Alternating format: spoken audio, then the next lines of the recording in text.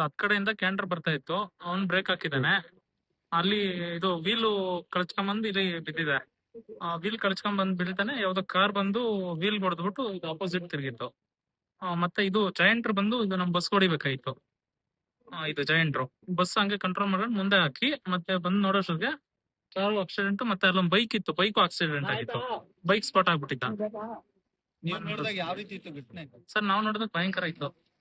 ನೋಡಿದ್ರೆ ಅಲ್ಲಿ ಬೈಕ್ ನೋಡಿದ್ರೆ ಭಯಂಕರ ಆಗಿತ್ತು ಬೈಕ್. ಅವನು ನೀವು ಕೂದಲು ಒಂದೇ ಒಂಚೂರು ಜಸ್ಟ್ ಮಿಸ್ ಗ್ಲಾಸ್ಗೆ, ಬಸ್ ಗ್ಲಾಸ್ಗೆ ಗ್ಲಾಸ್ ಹೊಡಿಬೇಕಾಯ್ತು.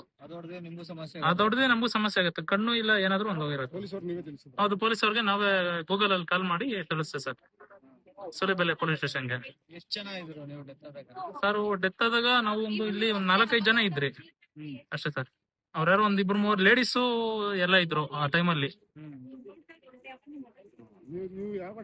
ನಾವ್ ಇದ್ ಕಡೆ ಸರ್ ಹೊಸಕೋಟೆ ಸೈಡ್ ಹೋಗ್ತಾ ಇದ್ರಿ. ಹೌದು, ನಮ್ದು ಸಾನಾ ಟೂರ್ಸ್ ಅಂತ ಟ್ರಾವೆಲ್ಸ್ ಅಂತ ಹೇಳಿ ಬಸ್ಸು. ಎಷ್ಟು ಗಂಟೆಗೆ ಸರ್ ಇದು ಘಟನೆ? ಸರ್ 4:30. ಸರ್ ನೀವೇನಾದ್ರೂ ಇದ್ರಾ? ಸರ್ ಅದೇ ಸರ್, ಇದು ಅವನು ಯಾವಾಗ ಲಾರಿ ಬ್ರೇಕ್ ಹಾಕಿದಾನ ಅದು ಇದು ಕಳ್ಸ್ಕೊಂಬಂದ್ ಬಿದ್ದಿದ್ದ.